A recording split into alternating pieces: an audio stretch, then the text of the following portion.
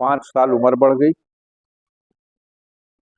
इस 5 साल, 4 साल, 4.5 साल, इस मध्य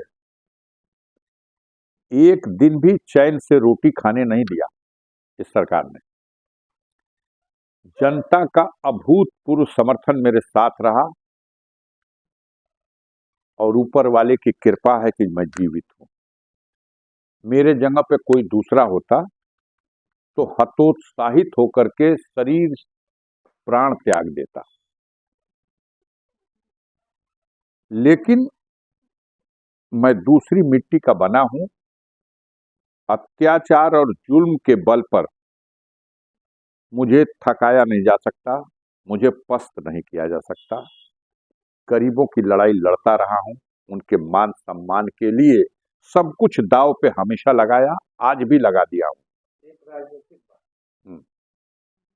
थोड़ा सब्र से काम लीजिए।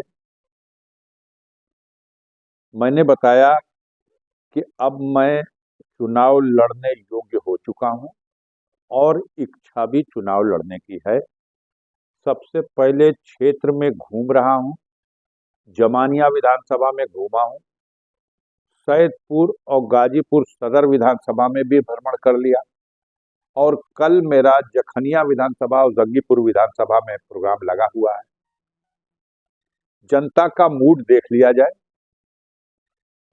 चुनाव लड़ने का जो सवाल है, मैं 10 चुनाव लड़ चुका हूं और इतिहास पढ़िएगा तो 4 बार शुरू का चुनाव कम्युनिस्ट पार्टी के सिंबल पे ही लड़ा था।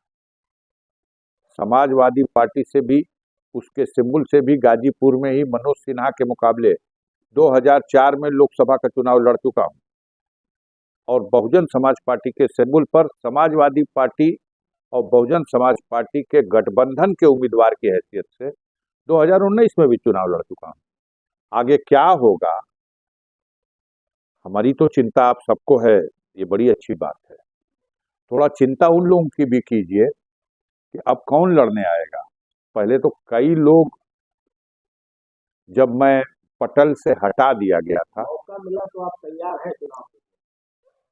भाई मौका मिला तो हम तो कह रहे हैं, हम उसी संभावनाओं को देखते हुए ही तो क्षेत्र की जनता के बीच में, अगर मेरे लिए आज भी उसकी रजामंदी है और मुझे तो जो उम्मीद लेके गया था उससे 10 गुना ज्यादा जनता के बीच में हमारे लिए जो सहानुभूति और मोहब्बत देखने को मिली, मैं 10 चुनाव में आज तक कभी ऐसा नहीं देखा था उस बार भी, कि अगर आमने सामने हमारी मनोज सिन्हा से लड़ाई हुई तो वो गणना कराने नहीं आएंगे।